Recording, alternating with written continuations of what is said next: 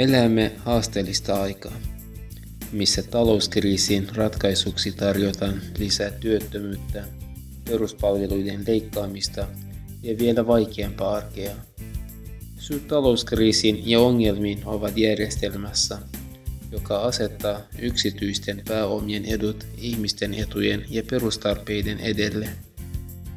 Nyt tarvitaan vasemmistolaista vaihtoehtoa, joka muuttaa tämän tärkeysjärjestyksen.